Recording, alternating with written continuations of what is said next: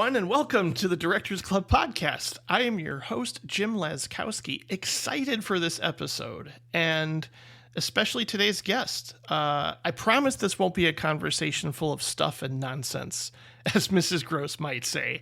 It'll probably be a little shorter, a little sweeter. Nevertheless, I have someone joining me today that I've been a fan of for quite a while. She's a true blue cinephile, a pop culture expert, an accomplished writer, contributor to the Physical Media Advocate, among many other endeavors. Please welcome the one and only Rachel Bellwoar. Hi, everyone, and thank you so much for having me, Jim. I'm very, very excited to be here. I am too. I hope I pronounced your last name right. It works for me. You sure? Yes. Bellwoar. I like the sound of it, but feel free to correct me.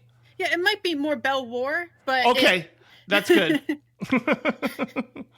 I'm not an official median on my last name, so it works. Yeah. So this is your first appearance on the show. Oh boy. Yeah.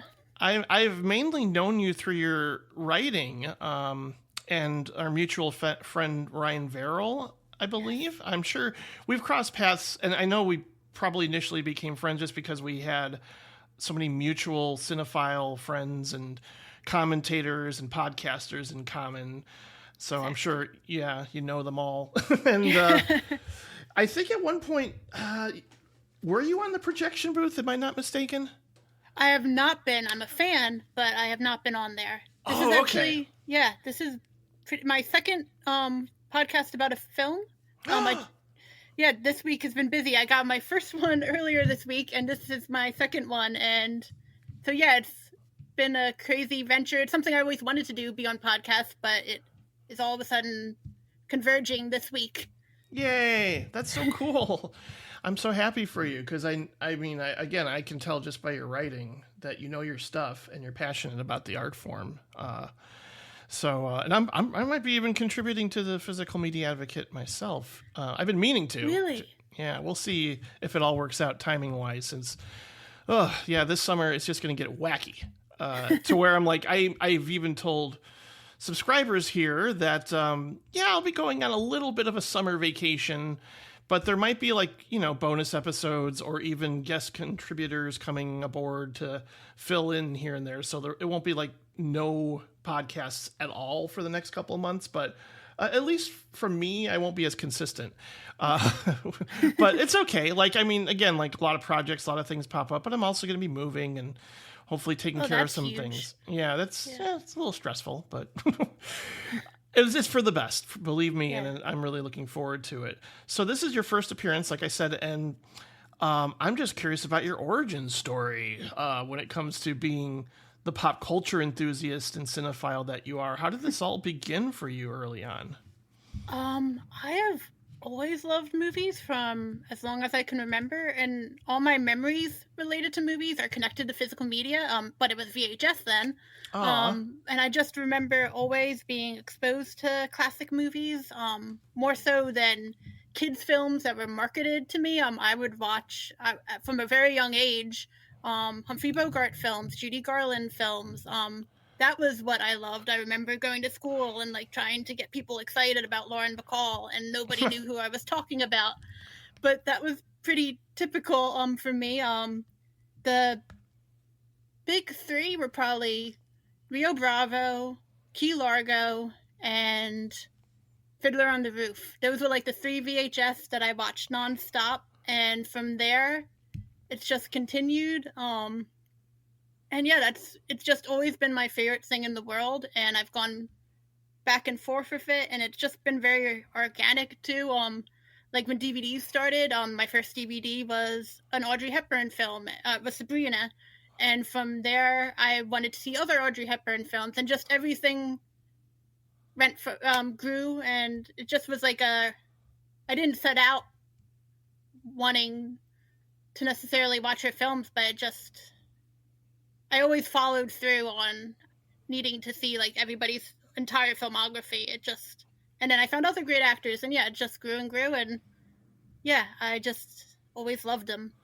Yeah, I understand being a completist, especially when you become such a huge fan of an actor or director, or, I just go, well, because they've I connected so strongly to this one thing they've done. I want to see everything else and see how it fits into their overall filmography. And well, obviously that's a huge reason why I do this podcast, but recognizing the fact that it's impossible to watch every single movie in a short span of time, or someone like Hitchcock, there's no way I'm ever going to do, one part for him, or, you can't cover all of his work. So it's a challenge, but at the same time, it's really been exciting. And I think it's refreshing too, to hear somebody starting out young and kind of gravitating more towards older films, because me as a teenager that really got into movies, I certainly was like, yeah, Quentin Tarantino's cool, and that sort of thing. It took me a while to actually go back to the old stuff, even though of course I'd seen classics with Judy Garland and things like Casablanca and Citizen Kane, like the ones that always make the AFI list, or Sight and Sound and all that. I certainly saw it young and really connected to them, or at least got passionate about film in that way. But it also helped that I took like an intro to film class in college, and they showed me like Buñuel and stuff, and just like weirder things that I was not expecting, and it was just kind of like, wow, movies could be this. I had no idea. But that's really so cool. Yeah, it was really the films my parents watched is where it started. My dad was a Bogart and John Wayne fan. My mom loved musicals, and then through watching what they liked, then I developed what I liked. And like I bought they weren't watching foreign films, but that's when I wanted to explore for myself and started watching other films, and it just grew from there. But yeah, it all started because my parents loved movies, so I watched what they watched. Yeah, I would say that's fairly true with my dad and I. It was like, I mean, certainly like over time I sort of realized, oh yeah, my mom and I kind of like the same movies, some of like the trashy thrillers or whatever. Like once in a while when I visit her, she's like, I want to watch Internal Affairs with Richard Gere. I'm like, yeah, let's go. Okay, that's fun.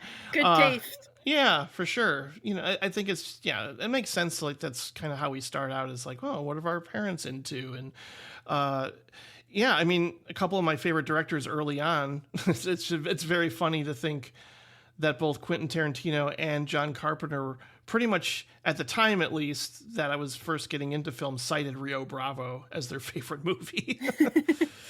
So it makes sense. Like you also probably have to at some point connect with Hunter Robinson, who's doing a Westerns podcast. I don't know if you're aware of that. Yes, I haven't gotten to listen to it, but that's on like one of my tabs, like to get to. I saw he did one of the Henry Fonda Westerns that I like, and I've been wanting to watch that episode specifically. And right now the name is escaping me, but yeah, I definitely am wanting to listen to that. That's on the to-do list. For sure. It's very cool to hear that you love Rio Bravo. Yeah. Do you like El Dorado then as much? Or yeah, Robert Mitchum. I think probably Rio Bravo is still the favorite, but yeah, that's another great one. Yeah, absolutely. Well, obviously nobody knew what to do with this picture. The Innocents is a brilliant ghost story written by Truman Capote and William Archibald from the classic Henry James story, The Turn of the Screw. Jack Clayton directed it. It is a brilliant piece of filmmaking. The acting of Deborah Kerr is magnificent. It's probably her best performance that I've ever seen.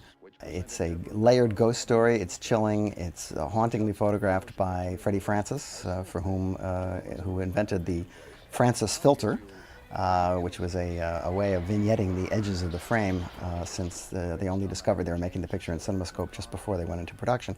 But someone at 20th Century Fox decided that this picture, which is obviously aimed at intelligent people, should be marketed to slack-jawed droolers. And so this trailer is filled with these awful hyperboles and echoey voices that completely obscure the fact that this is probably the best ghost story ever filmed. I would say The Innocents is become one of my maybe top 50. I mean, again, like this is all arbitrary when you make lists and rank art, but at the same time, like I mean, it's in the upper tier of horror films in general for me now.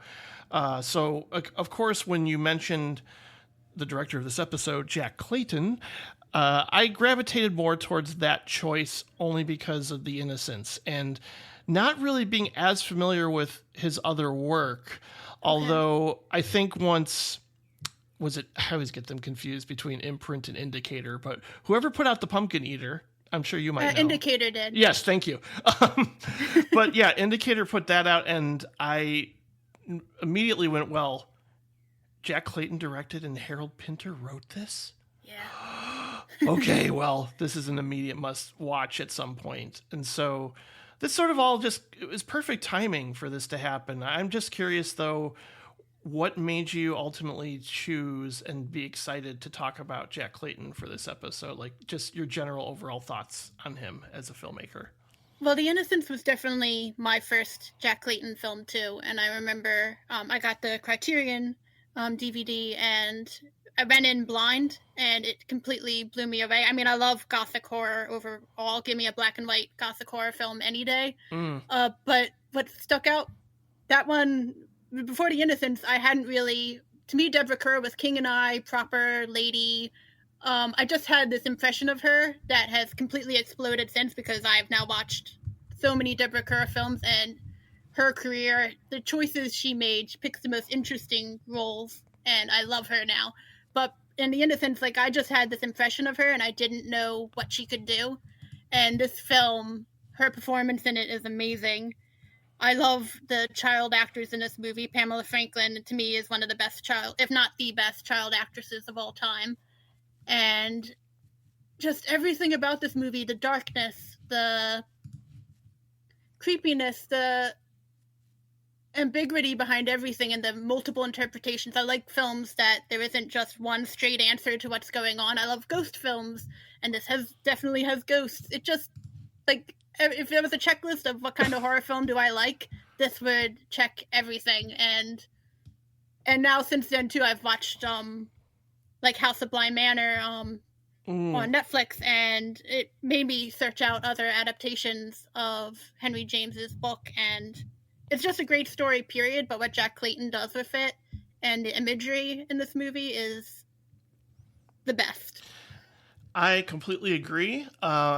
You know, it's funny, like, I've watched most things Mike Flanagan, but for some reason, like, Bly Manor is the one I was like, really? Well, I haven't watched that yet, and I'm going to now more than ever, obviously, having just rewatched The Innocents so close by, and I was like, oh, God. I mean, I am a fan of pretty much all his miniseries. I just, for some reason, skipped that one, and I don't know why, but I'm rectifying that very soon. Yeah, it's funny, because that's the one I started with, and it made me go back, and it still remains my favorite. Like, I love the first half of House on Dark.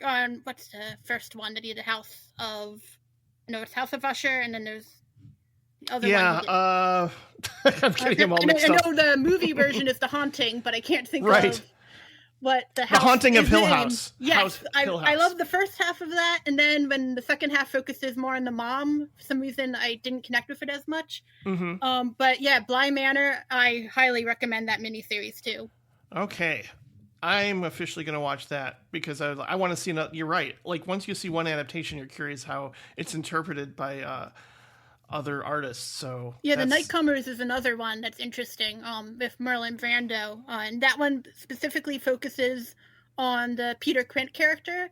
Ooh. And it's an imperfect movie, but it's just interesting because it takes a completely different approach to all the others, and it tells basically before they die, not to be a spoiler, but it gets into the, like, flashbacks that the other movies, like, skip over or leave vague. Yeah, I wonder how that's going to play for me, like, if there's less ambiguity, or if they sort of spell things out more. Because, I mean, again, like we're talking about with The Innocents, I think that's one of its strengths, you know, is just 100%. Not spelling everything out to you and sort of leaving it up to your imagination. And that's kind of the most effective. I mean, this most recent viewing, I think I even wrote... watching The Innocents and Something Wicked This Way comes back to back kind of had an effect on me. Like, again, I mean, sometimes, your mind plays tricks on you, or for whatever reason, you can't control what you dream. But I think both of those films at times kind of like seeped into my dreams in a way that made me go, man, those are just... I mean, I can't get as excited about new horror films for the most part. Like, every once in a while, something will sneak through that's really cool and great, and I'm happy to champion something new. But once I go back and I watch The Innocents, I'm like, yeah, they really don't make them like they used to. I hate to use that cliche, but it's so true. I would agree. I mean, I haven't seen every new horror film. Like, I feel like I have more knowledge of black and white and older ones. But overall, I'm not a slasher fan. I'm not a bloody kills fan. I much prefer these gothic films, and also like just like the classics, Hammer, which that has enough blood, but they're just fun. Like, I don't know that I get scared from Hammer horror films as much as I just love them. But yeah. Yeah, I just, again, like, once things get too, I don't know, maybe it's because I'm getting older, but I don't want to see Terrifier and, like, you know, that extreme gore stuff. Yes. Ugh. And jump scares galore, and... Yeah. Not that a good jump scare isn't effective, but, Oh, there's a couple in The Innocents. Yes, 100%, but it's just a very different vibe. And it gets under your skin, and it's almost... It sticks with you more than I feel like some of the newer horror films where at the time and in the moment they're scary, but then a day later I'm just not thinking about them like I am with this movie. Yeah, I know. It really... It sticks with you and makes you... Like, I mean, I listened to another podcast sort of talk about it, and they were really tiptoeing around just... well, you can't, it's, you know, when you're even watching it, just the prolonged kiss, you know, between, I just kind of, I mean, I get creeped out so much by that. And it's not something you expect to see. It's very similar to like when I watched. It would never happen today. No, of course not. Yeah. That's, and when I've watched, you know, like Ace in the Hole by Billy Wilder, or, you know, The Apartment, but that scene where the doctor is slapping Shirley MacLaine in the face. I think, like, just because it's playing in a different time period for me, and seeing, like, I don't expect this from an older film. Like, they're not going to do that. They're not going to go there. They're not going to get that dark and extreme. So once I see things like, you know, maybe it's just like, it's an impression that I often have when I go back to older films is this is just like, I mean, again, I know that there was the code and everything, and there was a lot of restrictions but I think I don't want to label them as like, oh, they were all wholesome and sweet and everything was a musical and everything was, you know, sunshine and lollipops back then. But it's, you know, musicals were dark too, if you actually. Yeah, no, for sure. And just like, I think like just the impression people have of 50s films too, that they're all going to be conservative and wholesome. And if you actually watch, I mean, and there are some Leave It to Beaver type 50s movies, but when you watch 50s movies, there's a ton of dark stuff there too. And I just feel like, to try and mash them all together, there's so much more going on. Now from the book's shock-provoking pages come the characters that have caused such a storm of emotion. Simone Signoret, one of Europe's greatest stars, two-time award winner for the Best Actress of the Year, now in another brilliant portrayal as Alice Askill. She was French and all woman, 10 years older than Joe, 10 years more experienced. Get it clear. From now on, you leave Alice alone. Understand me? Why won't you let her go? Why? Because she's my wife. Lawrence Harvey as Joe Lampton. Bred in the slums, he wanted an Aston Martin and a girl with a Riviera tan, and didn't care how he got them. Is that what prim Joe wants? No, that's not what Joe wants. Heather Sears in her first role since her sensational performance as Esther Costello. Now as the young, innocent rich girl, Susan Brown. She was Joe's pathway to the top. Co-starring Donald Wolfett as her father, rich enough to buy anything and pay off anybody. I'll set you up on condition that you never see Susan again or communicate with her. But just get this into your head. If you refuse it, I'm going to break you.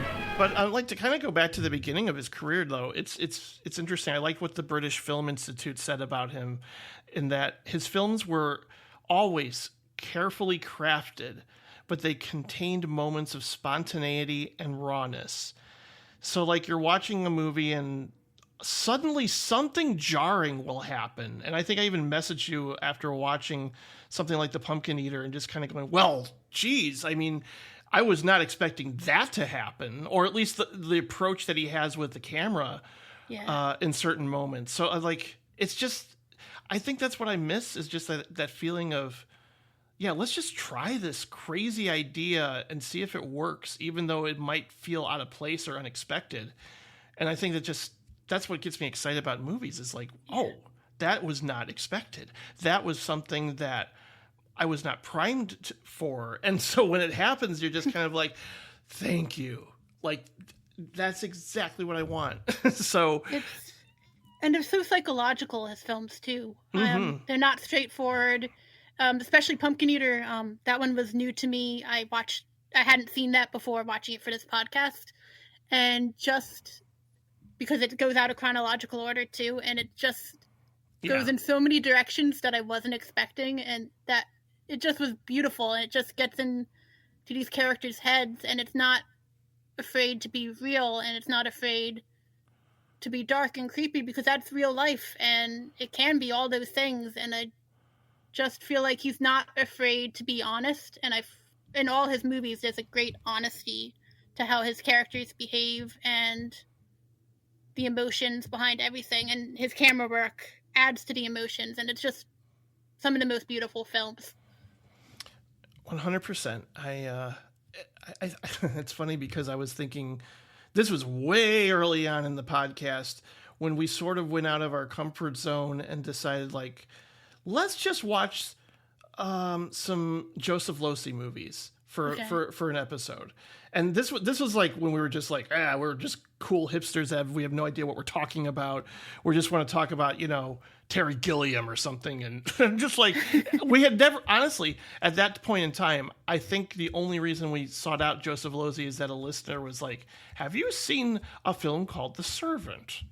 And we hadn't at that point in time. And so when we saw that, we were like, whoa, what is this? That movie. Yeah. Bogard in that movie it's fantastic. Yeah. I just feel like Joseph Losey, too, is because his movies are becoming more available than they ever were. I feel like people are discovering him. Like, I don't feel like he was a name on everyone's lips before, but now his movies are so much easier to get on Blu-ray, and I know that's how I discovered him. I never heard of him, and then it's like, whoa, he has some wild films. To say the least. I think it'll be interesting. Yeah, it's kind of like in contrast, though, to Jack Clayton. Losey made a lot of films. A lot. And Clayton, not so much. And that's, it's on one hand, I'm like, oh, good. I don't have to, like, feel overwhelmed or exhausted by a filmography. But at the same time, when I watched all the ones that we're talking about today, I was just like, oh, I wish he had made more movies because he's so damn good. Yeah. But at the same time, I think he was very difficult to work with. He was a perfectionist. And, like some people, especially later on, would say their vision, like, a screenwriter might say, oh, that was a little compromised, or, something didn't work out, especially with, Something Wicked This Way Comes. There's a lot of stories around that not entirely becoming what it wanted to be, and a lot of that had to do with Disney's involvement in different things and different elements. Yeah. But, we can start with the beginning, too, because, like I kind of already hinted at, watching even something like Room at the Top, I had the rather cliche thought in my head that, oh man, this is pure cinema. It really is. And he worked, early on, he worked under the mentorship of directors like Michael Powell and David Lean. And, he rapidly like rose through, British film production before even making, a short film that actually won an Oscar that I know is out there. I just didn't have a chance to watch it. But I know he has I think 2 short films and I didn't get to watch either of them either. Yeah, I'll be curious to watch him, but, he basically shot into prominence with, an Oscar-winning feature film debut, the melodrama, Room at the Top, which I watched for the first time, and I found it to be troubling and challenging to have to focus on this lead character, yet I found everything about him compelling, despite the fact that he's a complete dick. I hate to do this because this is happening a lot lately, but, anytime you have a lead character that's a white male that's selfish, self-serving, callous, and sociopathic. It's hard not to think of our current idiot in chief. But I won't go there. It's mostly just, this is kind of a scathing example of, this is also a term that's used way too much lately, but toxic masculinity. Before the term was coined, this is just watching a guy basically just wreak havoc and not know how to navigate through romantic relationships in a way that's healthy. It's showcasing some codependence. It's showcasing just a selfish nature to try and get to the top, and it's exploring ambition and sexual politics and class in this like brutal commentary, and at the same time it's the acting. I mean, the acting in all of his films, I was just kind of going like every single performance was mind-blowing for me for the most part in every movie I watched. But it makes sense that Simone Signoret won an Academy Award for this role. Yes. She is unbelievable in this film. What are your thoughts on Room at the Top? Because like I said, this was difficult for me. I mean, I would agree. Yeah. It's one that I had actually started, this would have been years ago, and I remember stopping it because I just was so turned off by the main character. And what I didn't realize, I actually was starting to read this book, which I recommend if you like Clayton films.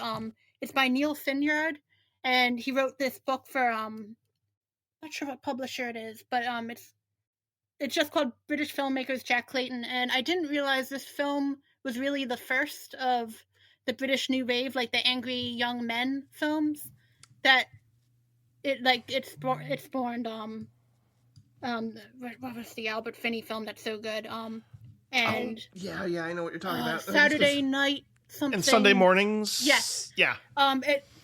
This one came first, and then it started this whole fad of, if you want to call it that, of other films like that. L-Shaped Room is another really good one, and I didn't realize this really was the first. And it's like, I'm not sure, and I think I mentioned this to you already, I'm not crazy about the casting of Lawrence Harvey. Besides the fact that he's playing an unlikable character, so I don't judge him for that, because unlikable characters can be great roles. So that's not his fault. But the whole thing in this movie is he's supposed to not be fitting in with the upper crust people. And I just don't see the transition as much. Like, I much prefer the Saturday morning, I'm going to keep butchering this title, the Albert Finney film. Like, I feel like him in that film, he's working class. He just stands out as not fitting in more. And Lawrence Harvey, I don't see that contrast as much. I just always feel like he does come across as more upper crust. And that could be me not knowing the nuances of, I know there's a lot of different accents in Britain, and not knowing the nuances. I know they make a point of saying, oh, you said a word wrong at one point in one of the conversations in the film. And I didn't necessarily pick up on that. But his casting in this somehow doesn't work as well for me, and I don't know if you felt like that. I mean, his character, there's a lot of flaws in his character, but I just don't know if his specific casting works in this movie for me, even though I don't know that that's a popular opinion. Well, there isn't much of an arc, right? I was kind of surprised by that. I mean, obviously, he experiences, I would assume, regret as to what he's done in the end. I don't know. It's hard to say. Like, again, when you're dealing with someone who's pretty much a sociopath, I don't know. Like, you're not going to get a good read.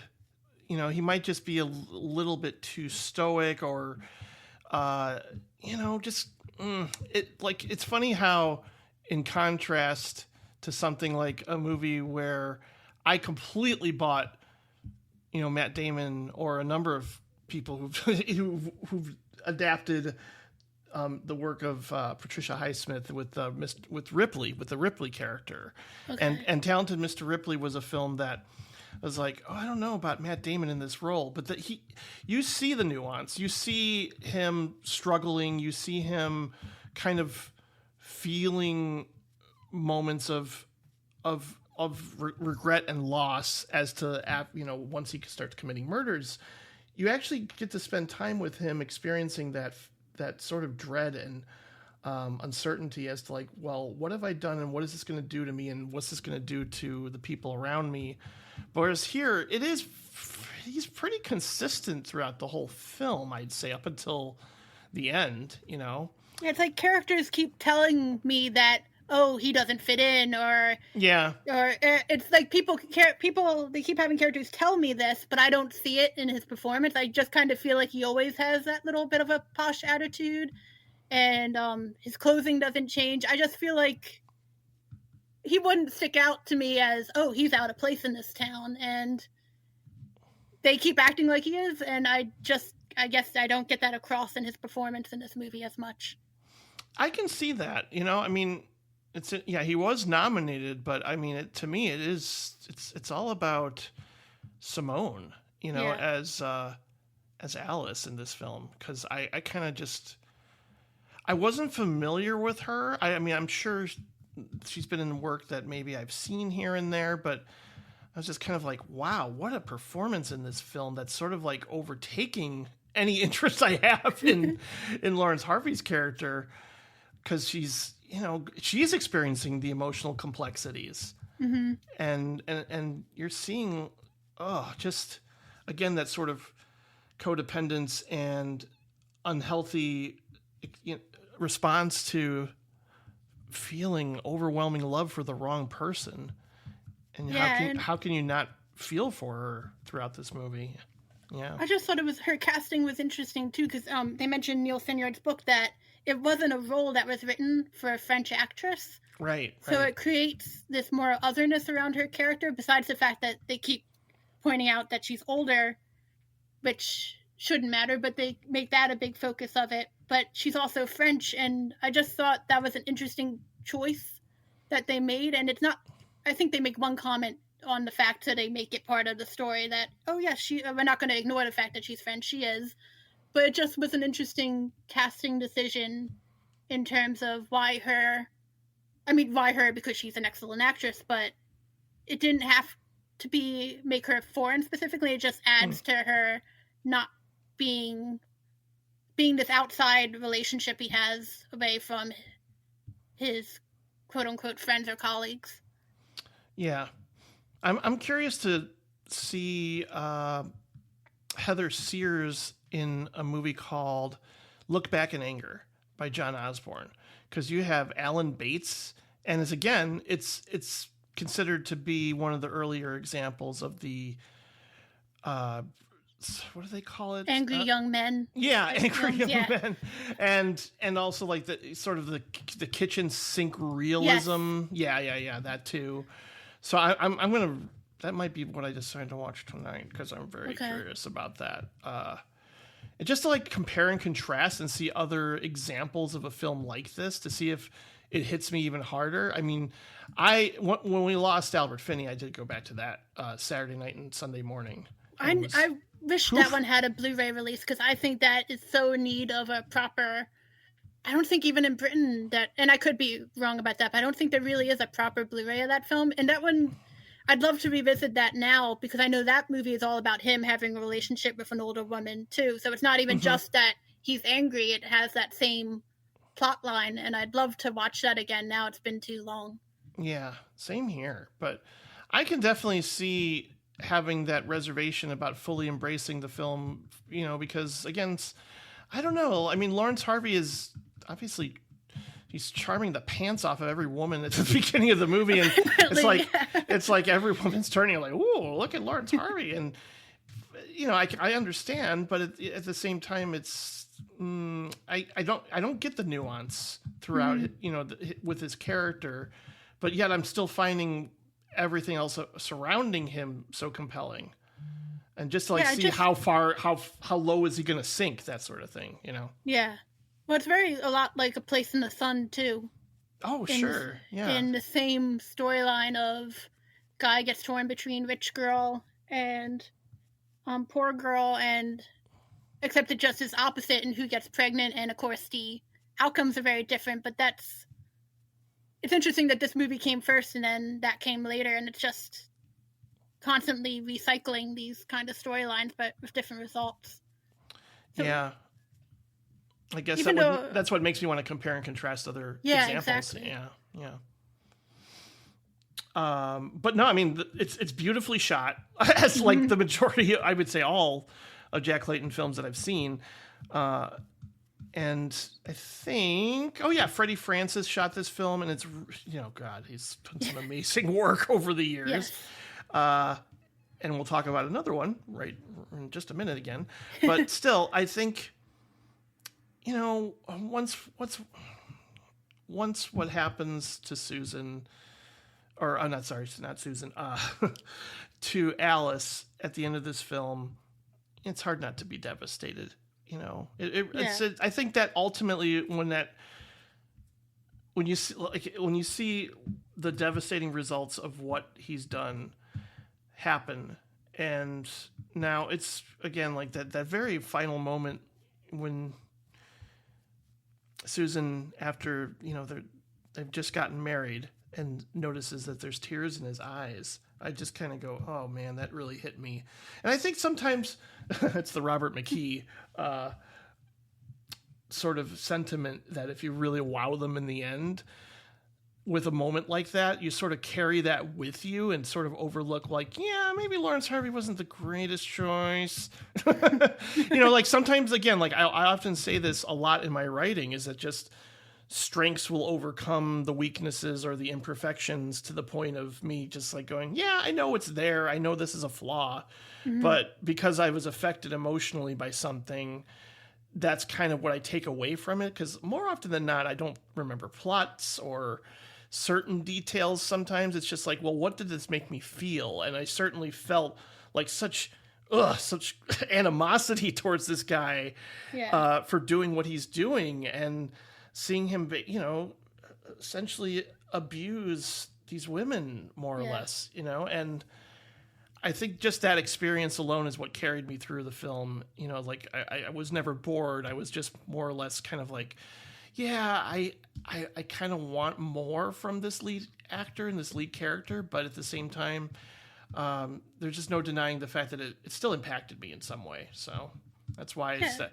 And again, like it's a discovery too, like discovering, the fact that like this was his first feature right before The Innocents, and going, wow, he had a gift right out of the gate, Yeah, in a way they really couldn't be more different, which I feel it was a deliberate choice in that point. He didn't want to only do one style of film, because that would have been easy to do, to just do more films like this, and he went in a completely different genre with his next film, which is really interesting. But with Room at the Top, it really is hard to separate the frustration with the characters or dislike in the terms of the main character with the film itself. And even with the Alice character, it's a great performance, but I just get so frustrated with, why do you like this guy? Like that one time when she almost broke up with him, and it's real. I mean, it's not you can't help who you love, so it's like you can't criticize her for it, but it gets so frustrating that like that one time when she almost breaks up with him and then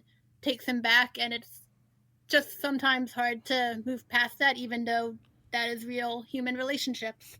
Yeah. And actually, what stuck out with me this time watching the movie was the actress who played Susan, who I'm not sure what her name is, but I just felt Heather like that, Sears. Yeah, Heather. Okay. Yeah. It felt like a role that could have been forgettable, and and even just the fact that Lawrence Harvey and Simone Séjourné are bigger names now, so you have this tendency to focus on them, but it's just the choices she made. She wasn't just like, you wanted him to pick Alice. She gave more to the performance and even just how the script was written. They didn't just make her the nagging, it's like in the movie where the guy has an affair and then it's the nagging wife, and you just are made not to like her. And it's not this young girl's fault that she's rich. It's not her fault that she has very wealthy parents who are judgmental. And the film acknowledges that they don't make her the villain just because she's not the one you want Lawrence Harvey to end up with. And I just thought watching her was an interesting experience, and a character that, even though she has prejudices too, but it's because of how she grew up, and I just felt like there was more nuance to it than maybe in another movie where it would have been just easier to paint her out as the villain or boring.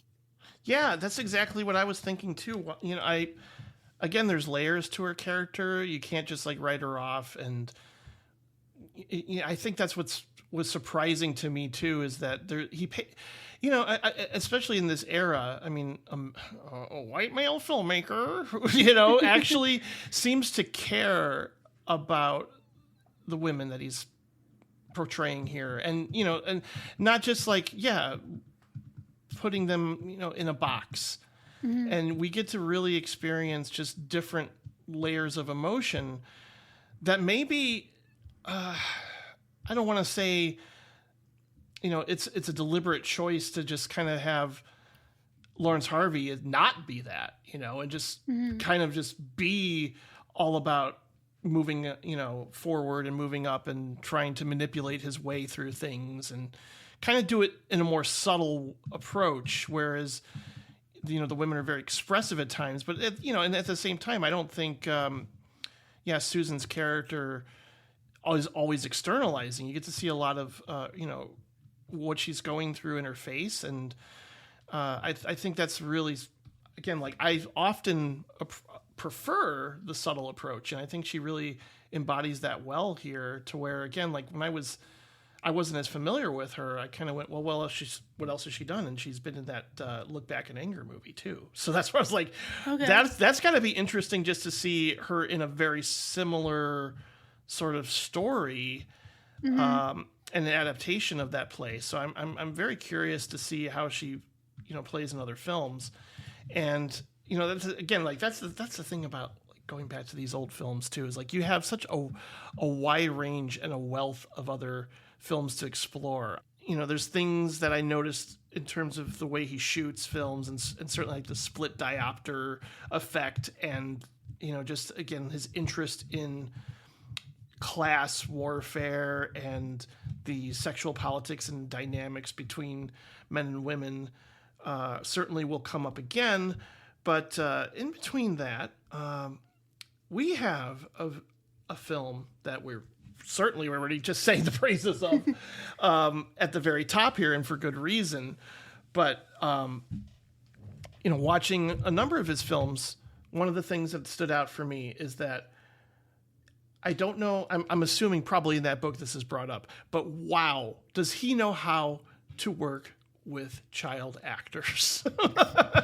Like no other director. I can't think off the time. I'm sure there are other examples. I mean, okay, we can just kind of go to the more conventional choice of Spielberg, right?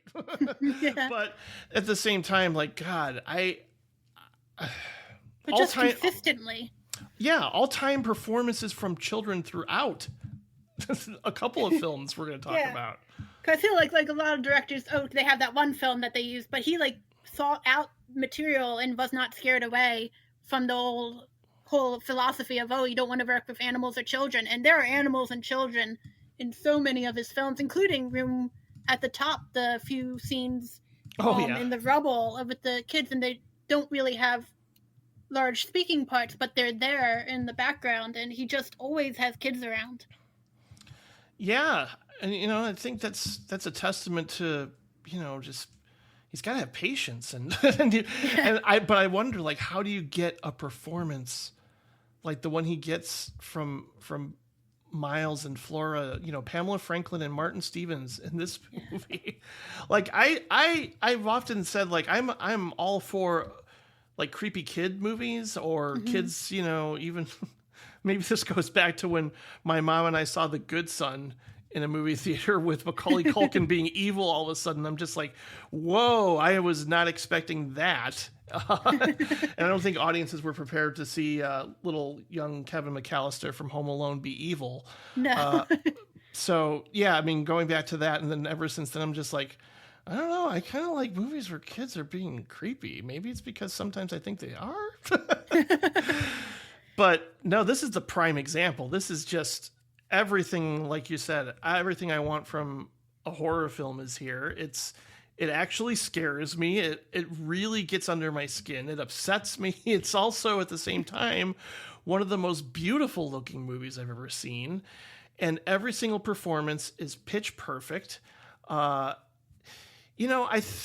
think originally, was it Archibald?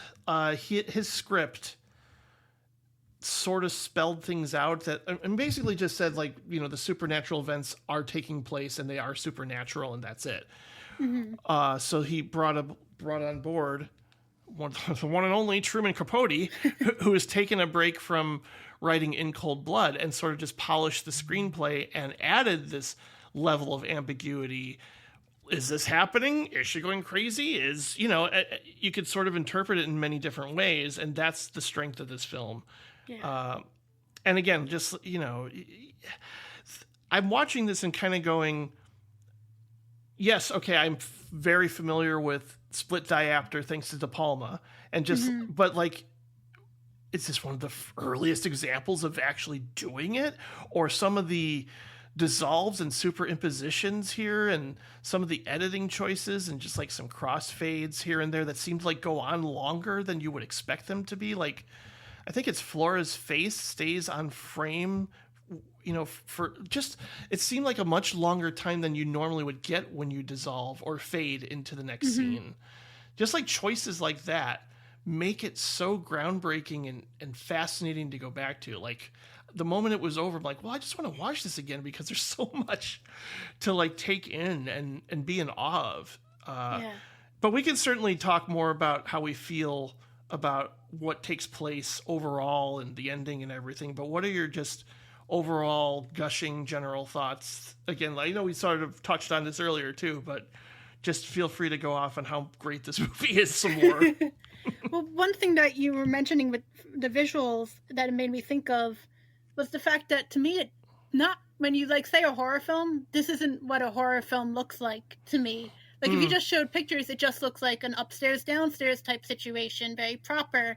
Even just Jack Clayton's idea of what a ghost looks like. It's not William Castle, like House on Haunted Hill, where they're wearing a white sheet over there. It's like the ghosts are just people. They're human, and it just, none of it is like classic, this is what a horror film, it's bloody, it's gore, or what the stereotypes are. It just looks like a normal movie, but it's more about the ambiance, the creepiness factor, and just normal things, and getting scared by potentially nothing if you believe that it's all made up, or if you believe Deborah Kerr's character and that they're really being haunted by these people, then they're real. It's just, none of it, it's not like if you took a still from this movie, you wouldn't say, oh, that's scary necessarily, but when you're watching it, it's terrifying. Yeah, it really, like, I mean, I actually, it's not to the point of like covering my eyes, but it's certainly like, oh man, I'm still taken aback, even though I've seen this movie, just by that moment where Quint appears at the window. And there's no score, or there's no like crash sound, or like any, like thing that would make, a jump scare like a typical jump scare today would be. It's more just he appears and there's silence. And then that O'Willow Whaley song, which never gets old. It never stops being from the movie begins. It's a black screen, and you hear that song, and it just haunts you for the rest of the film and the rest of your life. That song is so connected to it. Even like in House of Bly Manor, they use that song, and it's just all because of the innocence. It's not like that. I don't think that song is in Henry James's book. That song just now is inseparable from this story. And it's so creepy, that whole music box aesthetic, that it just, there's nothing more horrifying than that song. And it's played over and over again, and it just continues to be creepy. Yeah, it's one of those songs where as I'm falling asleep, I'm like, oh, damn it, I can't sleep. That song's still in my head. And then that's a testament to its power. And I mean, just amazing moments throughout this entire movie, and just whether or not these children are conduits for these spirits or not, just moments when they're like, after they're done playing hide and seek and they're just standing up there laughing and you see their shadows on the wall.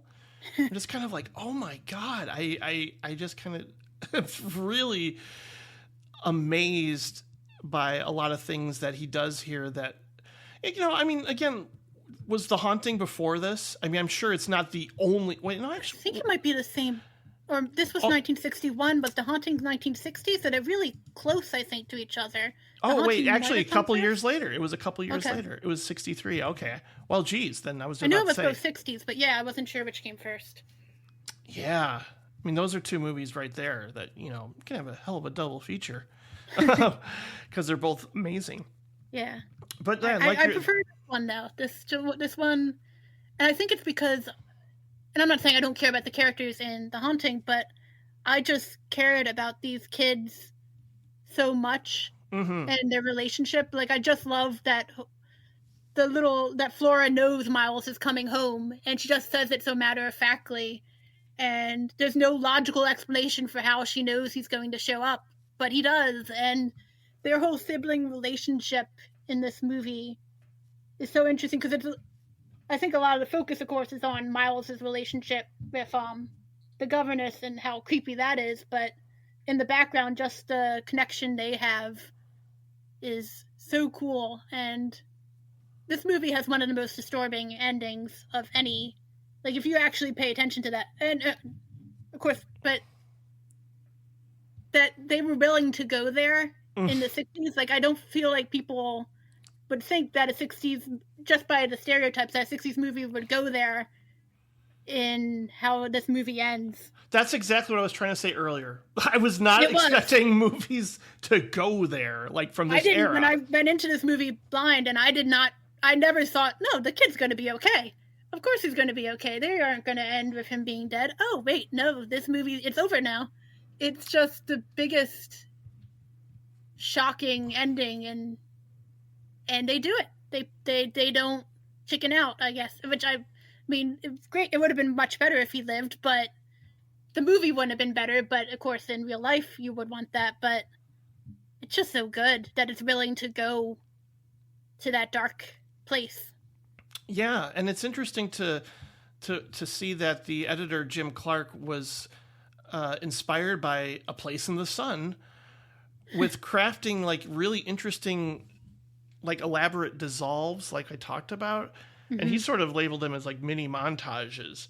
And I mean, again, something that just completely unnerves me is just that whole montage of, I believe she's asleep and dreaming, and is it Miles or Flora that's whispering? Well, I think they're whispering to each other, like, it's a secret, right? Is that something that they're saying like that over and over again? Definitely watch her sleep a few times.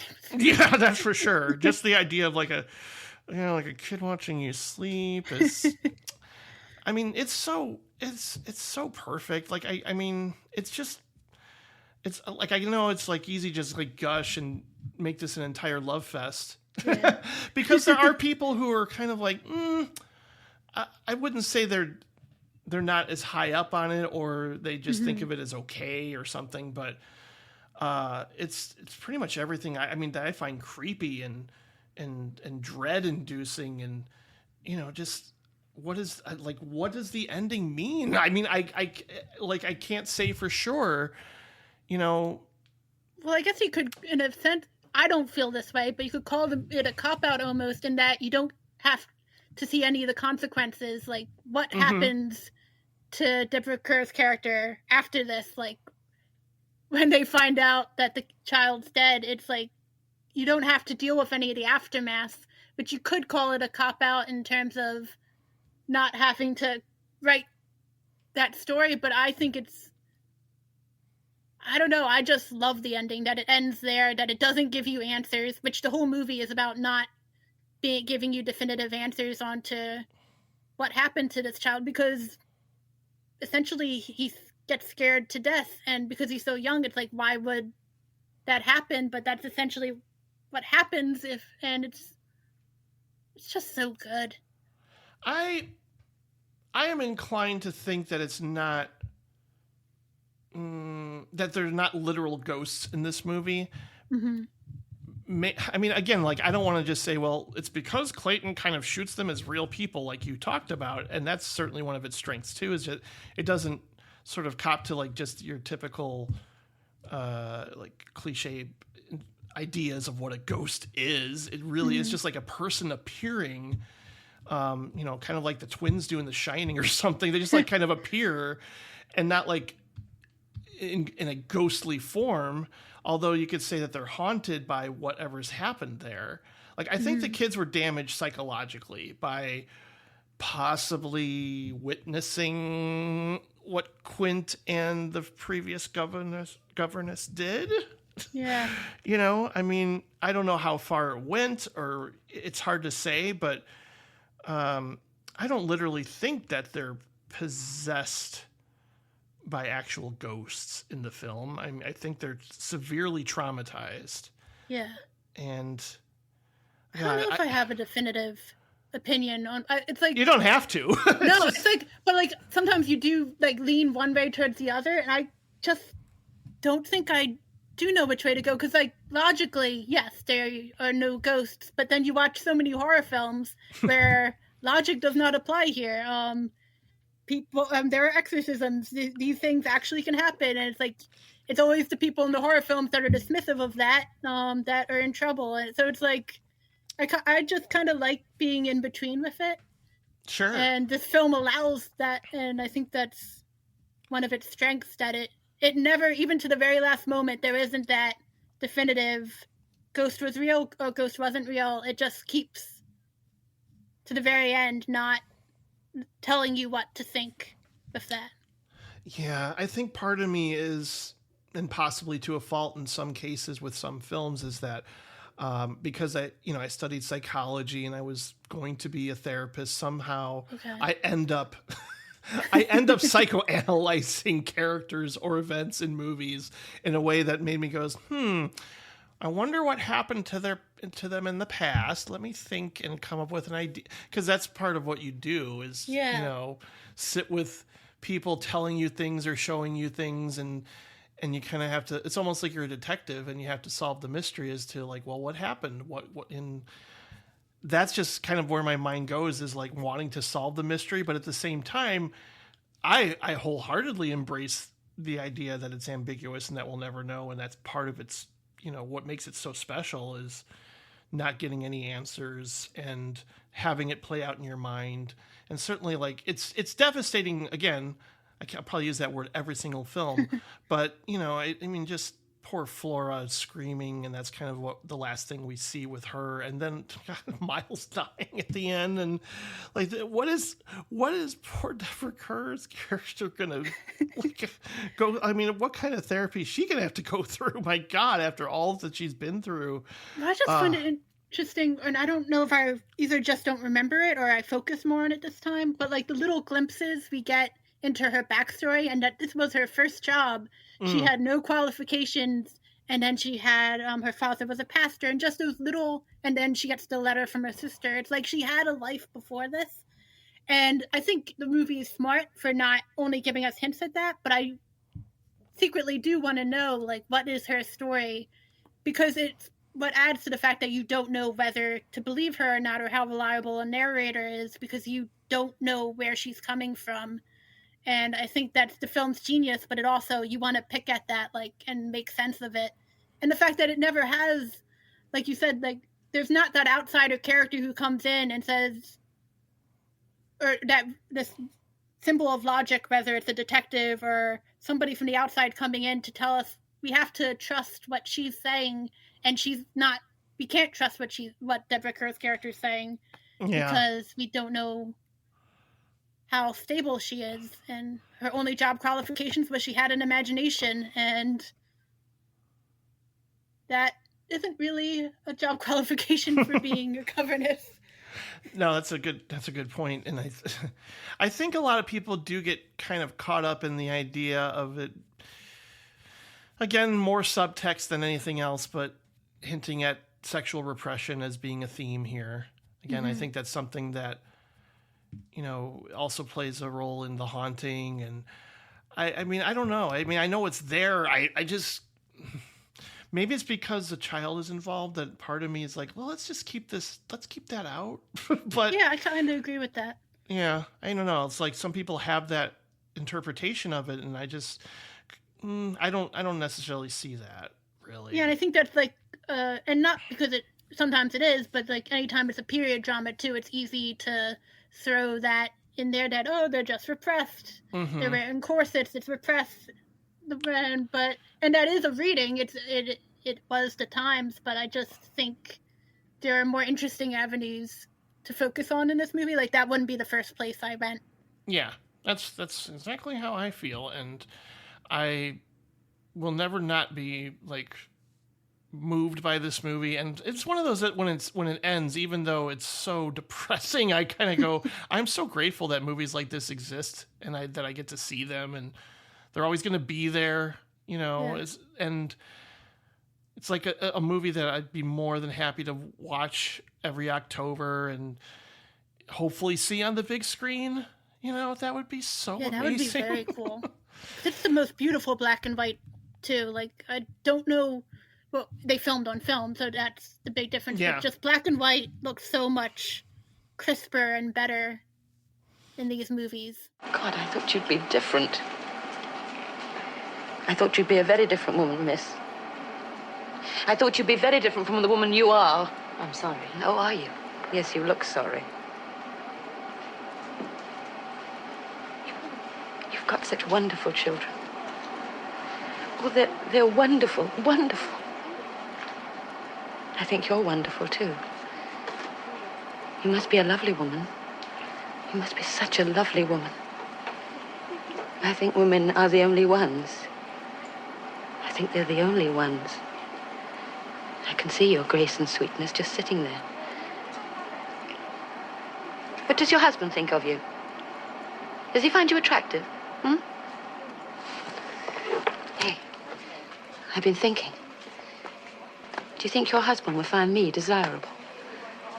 Look, I'd show him some tricks. So why don't you sort of set things up for The Pumpkin Eater? Yeah, well, basically, it's a movie starring Anne Bancroft, and she marries a man played by Peter Finch, and she comes into it. This is her third marriage, I want to say, and so she already has a ton of children, and a ton, yes. yeah, I think 7, I think. I think that, but they kind of, but then there's the two. Is that or the two sons that get sent to the boarding school part of the 7, or are they additional children?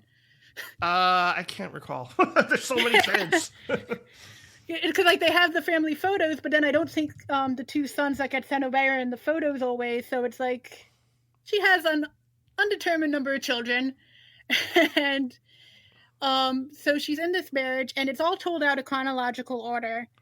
And when the film begins, it's just her in a deep depression, and it's kind of the movie goes back to show how she got to this point, and it's all about motherhood and marriage and the idea of what a woman's role is and being split between being the perfect wife but also really caring for her kids and the push and pull of that. And yeah, she has another shit husband in this movie.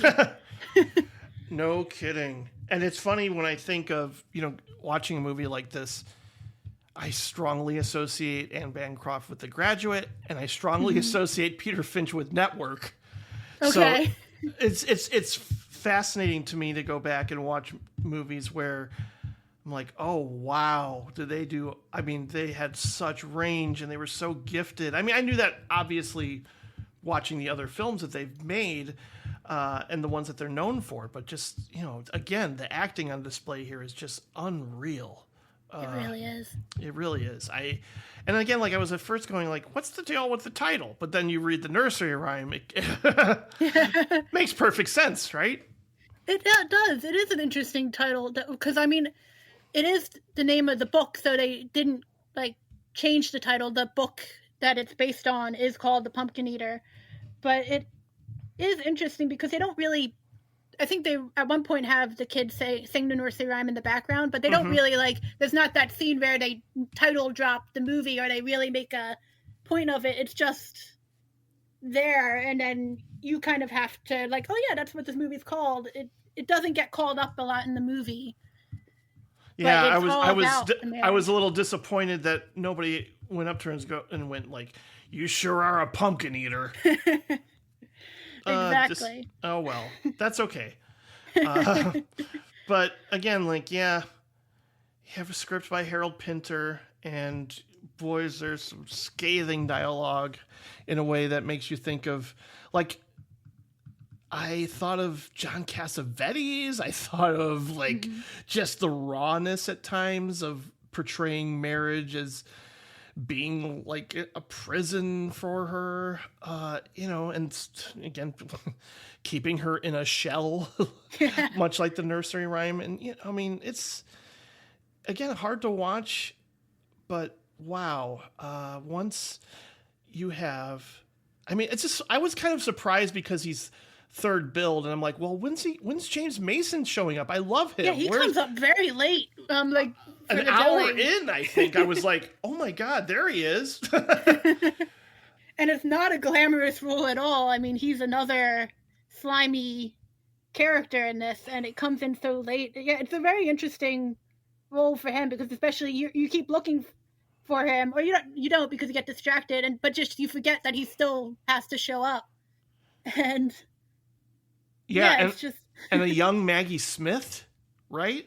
Yeah, and you can tell it's young Maggie Smith because they don't have her come back. It's like I thought that was going to be a much bigger role too, and it's just nope. She gets one scene, or two scenes really. The one where she's ill, and the one where she's getting in the way of Anne Bancroft cleaning her kitchen. But it just, you can tell how early it is in her career because they would never let her only do such a short cameo later. Yeah, the one thing about that scene in the kitchen, though, is like, she's really hitting it pretty hard. Like, you have such an amazing husband. She says it differently, like, than that, but she says it like 3 times. I'm like, I think I know what's going on. Yeah. Not being subtle, but God, the department store breakdown is just, one of the best scenes in the entire film. And it makes sense why she was nominated for this. And I mean, again, like just almost like dreamlike direction at times, but just how long that sequence is. And before she has the breakdown, it's just her walking through the different departments, and it builds up to it. Like, it's not this immediate breakdown. Like, he's just casually shopping, and it just keeps going. And just the length of time they take, and just letting it gradually happen instead of, oh, she's crying in the middle. It just, and how the extreme close up, and then where the one woman comes over to comfort her, so to speak, and just how extreme close up it is. There's a lot of that. That scene where she meets with James Mason, and he's confronting her more or less about her husband and everything. It just like gets to the point where it's like zooming, like every cut is as a close up on like on his mouth and his teeth, and I'm just like, how much further are you going to go? Are we literally going to go inside his mouth? My God, like he does these really jarring things to sort of put you in that like anxious mindset, just like, oh God, I feel the anxiety of what she's going through as a result of what he's doing here. Well, my favorite scene, and I told you this, is the hair salon scene, because I feel like you don't see it come. It comes out of nowhere because she's a stranger, and that extreme. And I also do not love. I get very anxious in hair salons, which is why I avoid them. But just the claustrophobia of how trapped they are in the big hair machine, and this woman that will just not let up and for no reason just goes after her. Ugh. And it's just such a beautiful piece of filmmaking that's just so random, but it's like it stands out in the whole movie. Like, you could take that scene out and it's not really integral to the plot, but it gets at the tone of this movie so much, and just how trapped she feels. It's all encapsulated in that scene, even though this woman has nothing to do with her family or her husband, but it just encapsulates the trauma of everyday life, where you can't just get your hair done and not expect to be antagonized by a stranger. Yeah, I mean, all you have to do is go out in the world sometimes, and you can be accosted by a person who just wants to tell you their life story, and it gets really intense and uncomfortable, and you're just like, oh, I just need to get away, but I also don't want to be a dick. I want to be compassionate and listen to them, and but like, you know, she is downright attacking her in just this horribly uncomfortable manner. That's just like, what is her deal? Like, just to do this. And, you know, I kind of, to me, like, that scene wouldn't be out of place in something like Todd Haynes' Safe. And maybe I'm just thinking of hair salons, because there's a scene where Julianne Moore's character in that goes to a hair salon and has just like this really foreboding score underneath it, when it's supposed to be like this, like, oh, she's getting a makeover, she's changing her hair, she's trying to, you know, reshape her personality, but it's actually like undercut by this dread and like tension. And again, like, that's another portrayal of a woman like completely entrapped in her world and not knowing if she's having a nervous breakdown or not. But I haven't seen that one, but Ooh. I did not know it had that connection. I would be very interested in comparing those two scenes. Yeah, I mean, Todd Haynes, again, very early on in his career, just kind of blew me away with that one. Like, that'll probably always be my favorite film of '95, just for a lot of reasons. But still, it's if you're prone to anxiety, just be aware, because that movie really does capture it quite well. Breaking down in public and, you know, not knowing what's going on inside and freaking out a lot. So that's probably why it hits home. But certainly with this film too, I just, again, like, you know, as we're describing certain moments and certain scenes, it's just all carried by Anne Bancroft here in just a phenomenal performance. And again, doing a lot of it with body language and facial expression, and even just the opening with her, you know, looking out that window, and how that sort of ties back around again, where she winds up in the lighthouse. And again, kind of an ambiguous ending. Like, I mean, part of me, maybe it's because like I tend to lean more towards optimism, which is strange given the times that we're living in, but that's another story. I don't know. Part of me is like, they're sharing a drink and the kids are all here. I guess she's going to forgive him and they're going to reconcile, but he's still an asshole. Yeah, very much. And it's just because of how this movie works with its timeline too. Like, I wasn't even sure where it's how the film ends, but I wasn't even sure where that fell in the timeline of the relationship, because it did seem like they were on the edge of breaking up, and she had her own affair with her, one of her exes, and it just seemed like they were going in one direction, and then in the end, they're sharing a drink, and they seem happier, and it just didn't seem like where that relationship was going, and you still don't know. I mean, that could just be a momentary lapse in the fighting, and they could still be getting a divorce. But because of how the movie jumps around, it is that ambiguity. Like, it does kind of seem like they're getting back together at that moment. Whether that's a good thing or a bad thing depends on how you look at it. But it even just didn't even feel real. It almost felt like a dream she was having, how they come up the hill and just sort of appear out of nowhere. And even the choice of that setting, like the windmill that doesn't have the propellers. And, like, how do you find that location? And it's, like, dripping with symbolism, just the whole idea behind it. But I don't even know what symbol of what, but it just is such an interesting place to have that final reunion. Yeah. Yeah, I mean, again, some people might argue like, oh, some of the symbolism's a little heavy-handed, like especially like cutting to, you know, the monkeys in the zoo in their cage, you know, like her running off and cutting to that very abruptly and the sound of that elephant. It's just like, wow, just those kinds of choices again, like sort of made me think of what like Frankenheimer did with Seconds. Like I just go like, whoa, where did that come from? That's just strange. Like, you know, things that he does in that film, like suddenly with like the grape smashing in that film. I'm just like, what the hell what am I watching? But I'm so amazed that he made that choice. And the same goes here. Wow, you're sort of making me rethink and recontextualize the ending as possibly being in her mind. Yeah, because I guess at that point I wanted her and the kids to be free. And I love some of my favorite scenes that are in the movie are when we get to see her two sons and how like she didn't, and because the whole time it seemed like she wanted to have this relationship and it was just forced upon her by her, I forget if it was her father and father-in-law who said, you have to send them to boarding school because it's too many kids. And just seeing them reconnect and not even purposely, it's like she comes and she doesn't realize they're visiting her mom. So it's just totally not planned, but just like the hope that, okay, well, maybe if she gets this divorce, she can have a relationship with her kids that she didn't actually want to send away. And so I kind of wanted it to go that direction. So when it didn't, I guess maybe I'm trying to, well, yeah, it's a dream, to come up with ways that it could still end up with her and the kids just starting their own little family without needing a man in the picture. But that could just be visual thinking too. But yeah, it's definitely ambiguous. Yeah.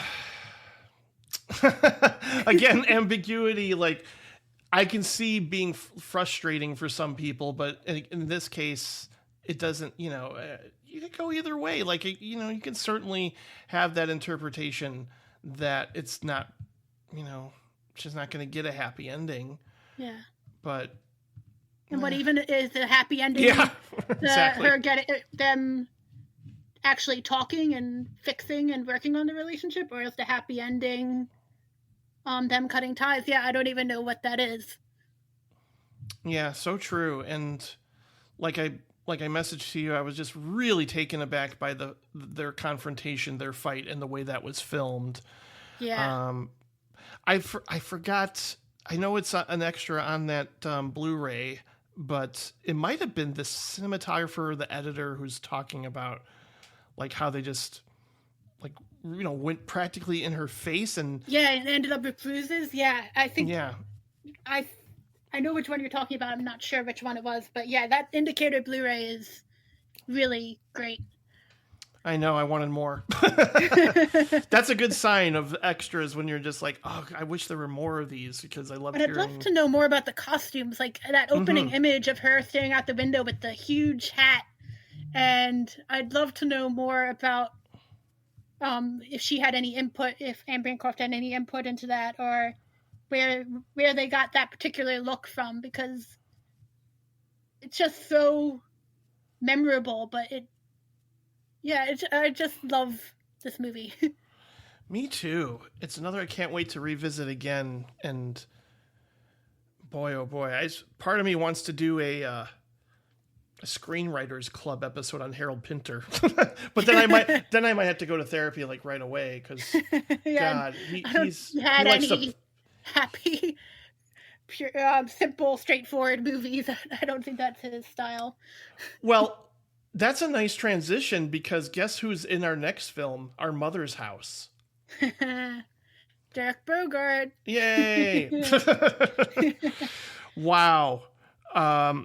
I remember, like, yeah, I mean, early on, I was pretty much telling you, like, well, the Directors Club is probably going to stick to only 2 movies, and that's that. But once again, like, once I started watching 1 or 2 movies, I was just like, I want to watch a couple more Jack Clayton movies anyway, because they sound so great, and they were. But this was one, you know, alongside The Innocents that I think would make a great pairing, and you sort of pointed this out as being one that stood out the most for you. Just tell me a little bit why. Last will and testament. Mother is dead. I, Violet Edna Hook. These children are alone in their mother's house. The lease on my To stay together, they keep her death a secret until they meet their father. When your mother died, what happened about the funeral? There wasn't one. We buried her in the garden.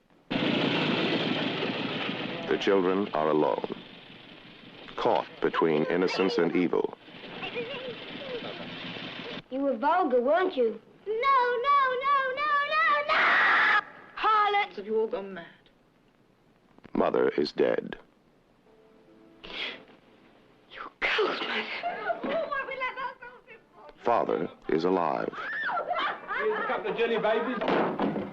They're whores, if you ask me. I love movies that make the children the main characters, and that's what this film is all about. It's really, and even just, again, like James Mason, Dirk Bogarde is the big name on the box, on the DVD box, but he does not show up until much later in the film. It is these kids that are the entirety of the movie for most of it, and are asked to, the whole movie is about them having to step up and basically act like adults, because it's about, they have a mother who's sick and very religious, so she has not seen a doctor, and they're kind of taking care of themselves, and she passes away, and how they deal with that, how they deal with that is they decide not to tell anyone, because, again, it's a big family, so it's 7 kids, and they don't want to get split up, and also their mom's kind of instilled in them this, fear of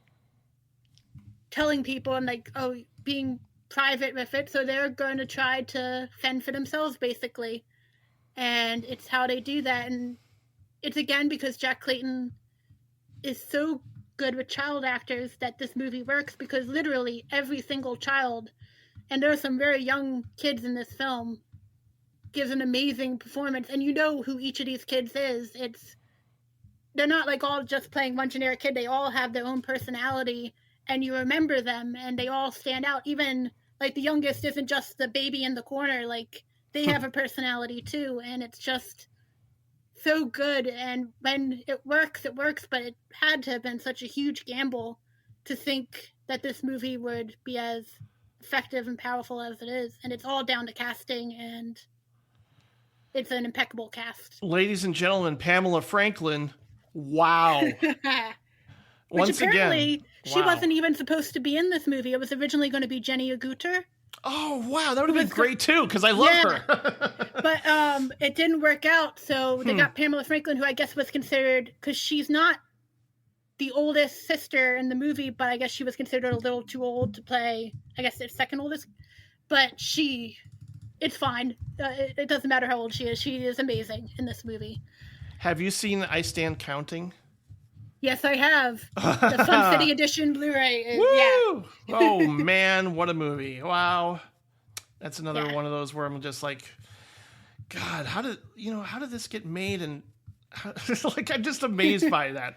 And certainly, again, I think coming of age stories in general work, because we all have grown up and we know what it's like to feel, growing pains or feel isolated or lost in trying to form our identity at a very vulnerable time. And God, I can't imagine, having to navigate your way through grief and loss and all these sort of different contrasting personalities within these children, and yet at the same time they're I don't know, they're saying let's make this work, let's see what we can, and I think it's kind of brave in a way. It's not healthy, and it's not necessarily good for them to basically just be orphans, but they're trying, and it's interesting. And I could see myself making those decisions. They act, there's a logic to their decisions. Yeah. From their point of view. And because before this, their mom's been sick for a while, so they've kind of gotten used to taking care of themselves. So it's, in a sense, it's not that big a transition for them to, they've been taking care of themselves. So it's oh, well, now we just have to do that officially. But it starts falling apart slowly, and it's just, and I I guess the connection to me too is I'm always attracted to stories about siblings. Sure. I'm really close with my brother, and I just always look for that in movies, and just how they look out for each other and they fight, but they also unite whenever an adult threatens, and just how, especially the older sibling, like how she's the most resistant when Dirk Bogart's father gets brought into the picture. That was not her idea. And I can totally see myself being that same way in like wanting, because she loses when he comes in, she doesn't get to be the leader and the one that they listen to anymore. And I can understand, I could see myself having that same psychology, and it's just really good. It runs the gamut of just like different feelings and emotions that, you know, you experience at that age, and you sort of understand like why one is so resistant and why one is so drawn to him in a very uncomfortable way once again. But Yeah. I just kind of like went, oh my God, yeah, every single performance from these children I mean, I felt for them. Yeah. They all have their own storyline. Like every single one, the oldest in wanting to be in control and like making the decisions, Pamela Franklin, and becoming a conduit for her mother, again with the possession, which isn't possession. But then even just that scene where she admits, like, until this point, she thinks she really has believed, but then there's a point where she's like, oh, I had to make this call because I wasn't channeling my mother anymore. Like, she drew a distinction. It wasn't her pretending the whole time. It was she believed, and then all of a sudden, for whatever reason, oh, I'm not a conduit anymore. And the other sister who becomes sick, and the brother who is the most fervent, and just their reactions in the initial scene where they tell their other siblings that their mom is dead, and how each one has their own reaction, and sometimes they initially are calm, but then later they have a breakdown with it, and it's just very real, and just felt so realistic to how, if a kid was actually confronted with that, there isn't one reaction to grief. Everybody responds differently, and it hits them at different points, and this movie portrays that in a really because it's kids, it even hits you harder. It's extremely powerful and upsetting. Upsetting is the right word. Very much so.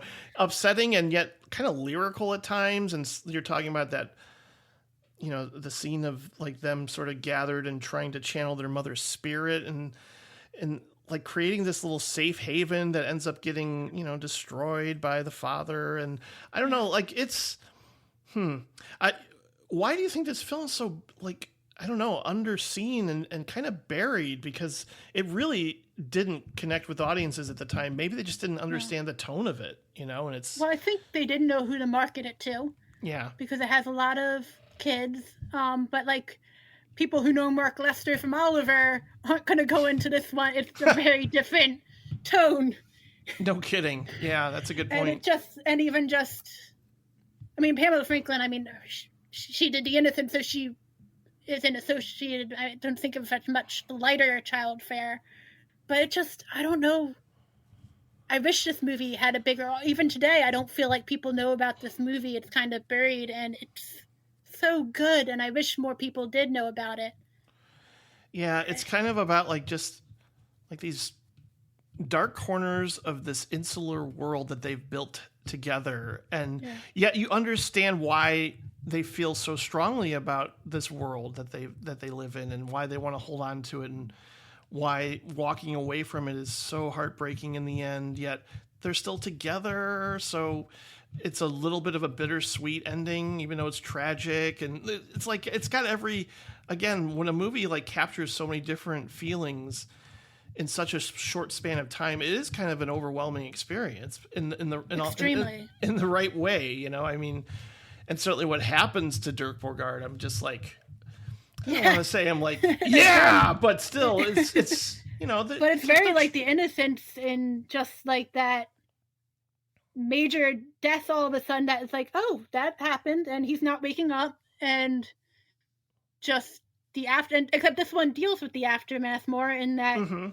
you see that they're going to tell somebody, and we don't know how that conversation goes, but there is more of a, not this question of, oh, are they going to keep trying to go on and see if they get away with it more? They kind of resign themselves this time to, okay, we need to let an adult know because that nosy babysitter is not going to leave us she alone. She drove me nuts, yeah. Who I didn't realize was the same actress from the salon scene. Wow. It's the same actress. I did not know that either. That's great casting. Yes. Because she drove me nuts in both movies. Yeah, I had no clue. It was like, that's the same woman.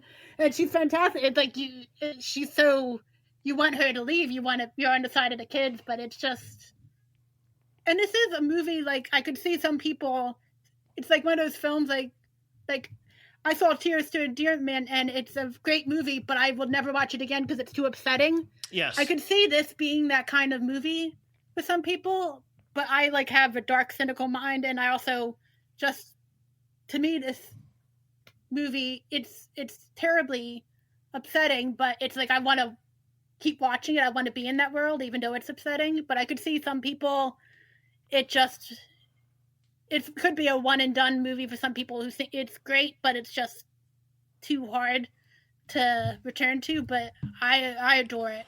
Well, I understand both perspectives, especially given, what's going on right now in our world is just the idea of escaping into something even darker. And more, I think what's going on right now is extremely dark and scary and terrifying and wrong on so many levels, but I get the idea of, it's the same when you're going through a breakup or you're depressed, you're listening to sad music, and I don't want to say like you're wallowing in it or you're dwelling in it, but it's strangely comforting and you don't feel so alone. And you're able to like process what you're feeling at the same time. So I understand like, okay, yeah, I mean, this is not a happy movie, but there's still a reason why you're drawn to it. And again, like, I'm not going to psychoanalyze or anything, but it's more just, it's more of a feeling of, it's okay. And to, that's why people read dark books. That's why people listen to sad music. There's just something about it, I get people like who just want movies to be escapist entertainment. And I don't want to, I want the good guys to win too, because that's just like a whole idealized version of reality. And that I understand that perspective. It's fun to watch Die Hard. It's fun to watch a movie where, there's a hero and he saves the day. But I kind of lean more towards something like this. Yeah, me too. In general, especially now. But why don't you briefly talk about The Great Gatsby, and I'll briefly talk about Something Wicked This Way Comes. Okay. So The Great Gatsby is, I guess, in a sense, Jack Clayton's most mainstream movie that he did. Indeed. Something Wicked is a Disney movie, but that still doesn't feel mainstream. It still feels like the hidden Disney films that don't get talked about now, but it's his version of adaptation of The Great Gatsby. And Sam Waterston plays Jay Gatsby's friend, and he's the narrator in the beginning. And it's all about the class again, and Gatsby's love for Daisy, and who lives across the water, and their doomed romance. And it's basically, if you know the book, this is a pretty straightforward adaptation, but not in necessarily a great way. It's like sometimes it felt like they took like, oh, well, we need to have the green light from the book because that's a famous image from the book, but it doesn't really go anywhere. Just like, these are requirements that everybody, and like the big sign with the glasses guy, but I just feel like it doesn't have the power in the film that it has in the book. And that's assuming you're a fan of F. Scott Fitzgerald's book anyway, which I'm not the biggest fan. Nope. But yeah, Robert Redford is Gatsby. It's big names.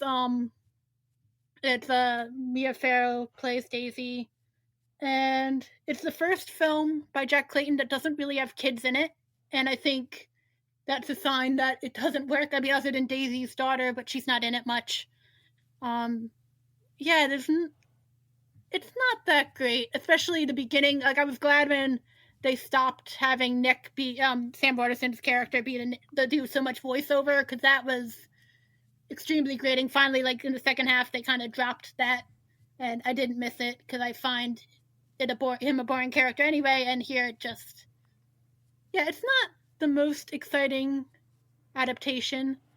The two redeeming things I would say about it, or Robert Redford's performance is interesting, because here you have this actor who's kind of like the epitome of cool, and I feel like that was the old school way of, oh, rich people, they're cool.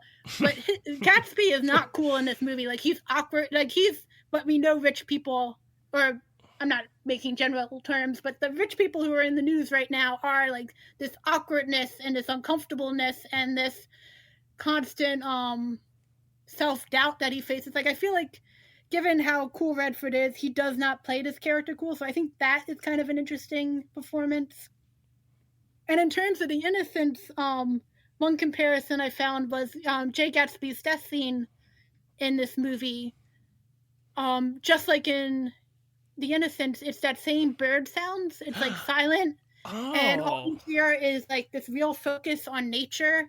And it's just the famous death scene is Gatsby in the pool and he gets shot. But all you hear is like these animal bird sounds, and it's that same kind of eerie nature, everything. And it's just even like interesting in Our Mother's Children, Our Mother's House too, how when she dies and only the oldest daughter is in the room when the mother dies, and then you hear all the kids laughing in the background. Like, Jack Clayton keeps drawing attention to the fact that here's this terrible tragedy that these characters are experiencing, but life goes on around them. And it's just the one connection there are other connections, but that's the most one where I was like, oh, they used the same soundscape in Gatsby's death as they did in Miles's death in Innocence. I am not a fan of the book. I saw this adaptation many years ago and found it to be kind of a slog. Yeah. I like Robert Redford. I think Bruce Dern is very good, as he usually is. And it's well directed, and I remember like being really surprised to discover like, oh, Francis Ford Coppola wrote this script? Huh. But despite like the pedigree of talent behind it all, it just never grabbed me. And I mean, I think that this is just a case where the story or the lead character doesn't do much for me. So it's just never going to be something I like, even if somebody like Baz Luhrmann is like, hey, let me just make this wild and crazy and visually, a little bit more alive. It's just kind of, it's just not going to ever work for me. And it's a shame. But I mean, at the same time, I'm not going to like every single story out there in the world. But I mean, it's a great cast, great director, just not something that I ever felt engaged by, to where I was like, it's 140 minutes long. I don't know if I want to go back to this world. So. Yeah, it's probably okay to skip this one. But then again, I am not. I mean, as an English major, we read The Great Gatsby a lot, and it was always a class favorite, and it just never. It's not bad. It's just.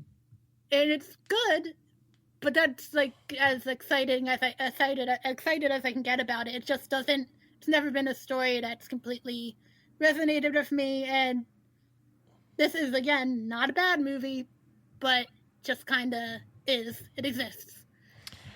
Yeah, and similar to Our Mother's House, I do think Something Wicked This Way comes. I wouldn't say it's buried, because it does have a cult following, but at the same time, I guess I found out that at one point in time, Walt Disney released this as like, I don't know if it was like a secret, I don't want to say secret, but they had like a club where they were able to release Blu-ray versions of certain titles from their catalog.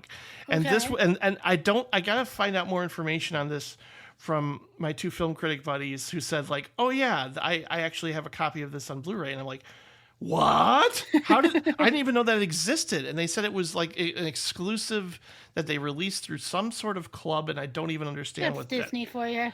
They're so selective with how they put things out and when they put things out, and it's really and then annoying. Putting it back in the vault. Yeah, exactly. And even if they don't put it back in the vault, the threat is there, so you think you have to get it.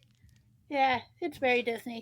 But this is also a movie that, again, I think it's nostalgia, a little bit of bias for me, where I like it for surface level reasons. It's not. I don't know if it's thematically rich, and I certainly would prefer the book, but I also have to acknowledge. I've never read the book. Is it a close adaptation? Or? It is fairly close. I mean, there are things that I don't want to say Bradbury just took out certain things or decided not to elaborate further, like on the Pam Grier character. But yeah, I mean, I think, he had to make certain compromises with the film version. I would say that, you get a little bit more richness in the text than you do with the film. And you certainly get a little bit more characterization because you're given more time in terms of the story. But I think this is far from perfect, but man, does it still work on me. It still really creeps me out. And a lot of that has to do with Jonathan Pryce as Mr. Dark. I just think he's perfect. He's exactly who I envisioned when I first read this. I love his entrance. Randomly just dropping the pamphlets advertising the carnival, just dropping them on the ground, nobody's around, and just like trusting that the wind will get them in people's hands. It's just like so creepy and like this immediately, and it's not even like he's not even, I think, the attention of the camera at that moment. He's just in the background doing this, and it's like, who's that guy back there? And it's just such a great entrance. I know, and the kids are just like how I acted when I was a kid. Like I was always curious about what's going on over there. What's the deal with that creepy person? It's just, it captures that sort of like wild imagination that you have when something isn't sitting well with you at a certain age, and you kind of like go like, "Oh, there's a carnival in town." And we used to have carnivals it was more like a fair, like a county fair or something. It wasn't like an outright carnival per se, but like a fair would open up and then we'd just be like, oh, there's some weird things going on here. And, there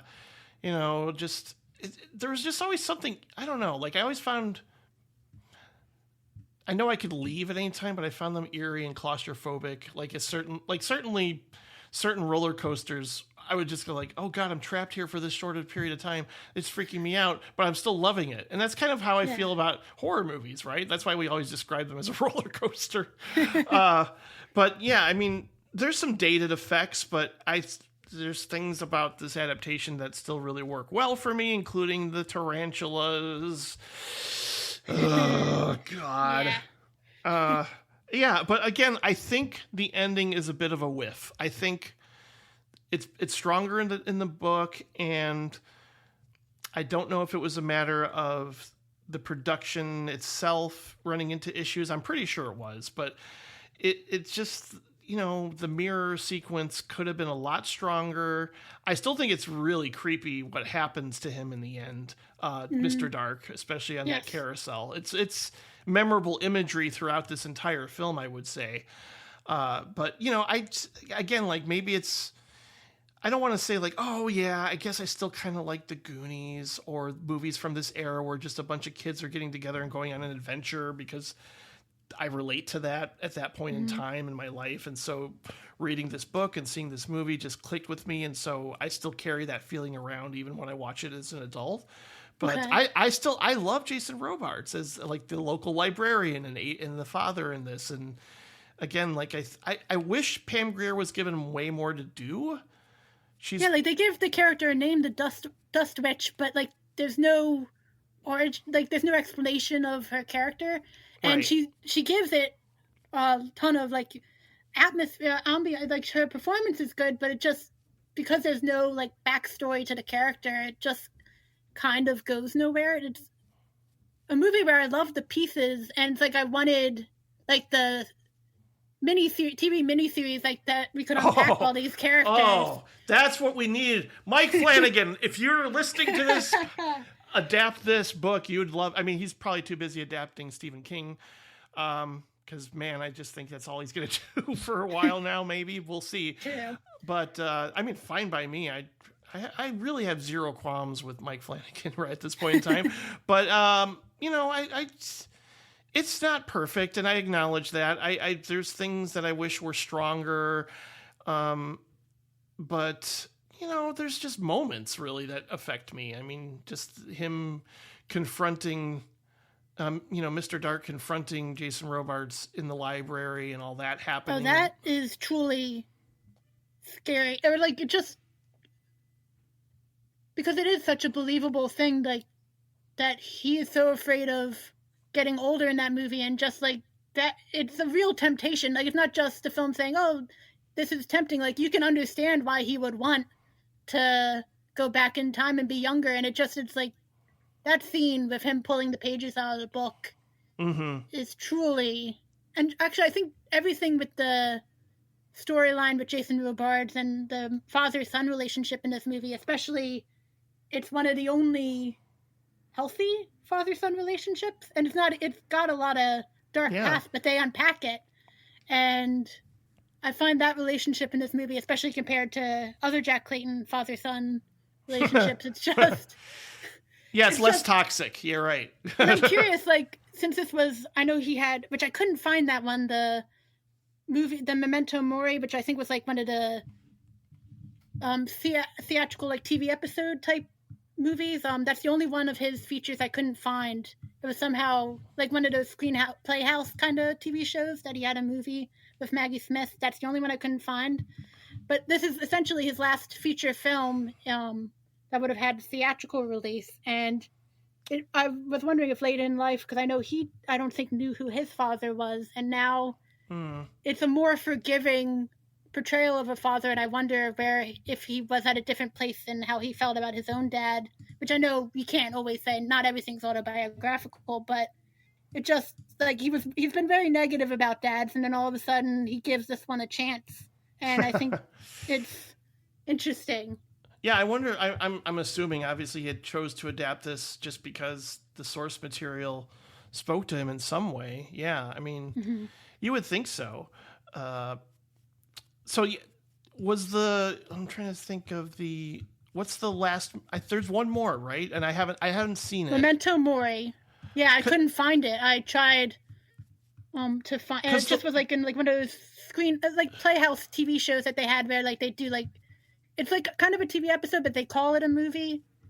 And I think it's coming up as something. Smith. It's coming up as something different for me called "The Lonely Passion of Judith Hearn." Oh, that movie is available. I forgot that we missed. Okay. But that one came before Something Wicked This Way Comes, though, didn't it? Timeline wise. Wow, no, actually, it came out 4 years after Something Wicked This Way Comes, and it was just one that I didn't actively seek out. Obviously, Maggie Smith and Bob Hoskins are a big draw to see it, but okay, yeah, I just got confused about the timeline then. Yes, that one that has a Blu-ray from Indicator as well. Oh, okay, cool. All right. Yeah, if you look, and I did watch that one. That one is Maggie Smith and Bob Hoskins. Yes, and when she comes in, she just got a new apartment, and she's in this apartment complex that with all these other strange tenants, and you kind of come into her life, and she's the title, like, she's very lonely, and she's kind of scraping by, tutoring people on piano, but then as the movie progresses, she keeps losing clients, so that's not even working out. And one of the other tenants is Bob Hoskins, and she thinks maybe she sees a romantic future with him, and he thinks she has money when she doesn't, and so it doesn't end well. And it also deals with you don't realize it right away, but you think she's just having a drink every once in a while, but she actually is more of an alcoholic than you first realize, and it's kind of also, like, Pumpkin Eater deals about how her depression gets worse and the aftermath of that. I mean, all his movies are sad, so I don't know why this one affected me differently. But yeah, I think it's worth seeking out, but it's pretty depressing, which it's like, why do I draw the line there when all the movies we've been watching are pretty much depressing? But for some reason... Maybe it was just too much. It was too much after a while, just like, okay. I mean, depressing movies can be exhausting sometimes. I get it. Yeah. But, like, there are some, like, Our Mother's House, it's depressing, yet I could watch that over and over again, but this one hit differently. It's pretty sad. And, like, at one point, there's one woman who's nice to her, and you don't really know how they became friends, but she says to her at one point, "Oh, you know what? I never even really liked you." And it's just like, and it's like, so, but it's like, you kind of understand, it's like, she's like so lonely that she puts up with this woman that she doesn't, like, from the outside, it seems like this woman's being nice to her, but in truth, like, she's just putting up with her because she's the one person who's nice to her. But if she had a choice, she'd rather be friends with someone else. And it's not it's an extremely unkind thing to say, but you can see somebody thinking it, just not saying it aloud. And she says it aloud. And that's the one scene, which again, does not exactly paint it as a happy movie, but that one stuck with me. That honesty, brutal honesty that really you shouldn't be that brutal with this person, but it's memorable. Well, I mean, if it's a movie about aging and loneliness and, falling for Bob Hoskins, that might be enough to sell me on it. I mean, it wasn't something like that I actively sought out mainly because it didn't seem like it wasn't, I wouldn't say like, it mostly reviews were kind of like in the middle on it. We're just like, it's good, right? But nothing transcendent. Religion again. Another, like, she has a crisis of faith where she had a very strict was it grandmother? I think it was grandmother that she helped take care of, and she was very religious, and she kind of passed that on to her. And it's played by Wendy Hiller of the Pauline Kael films. Oh, okay.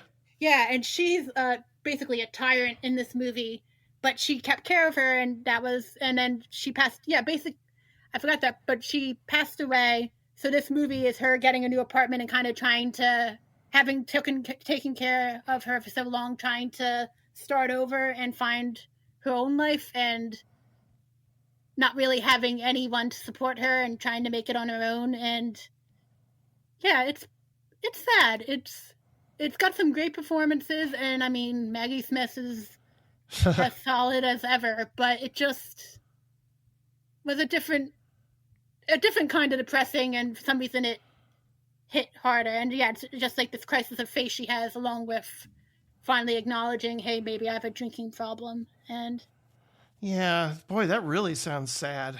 Yeah, it is.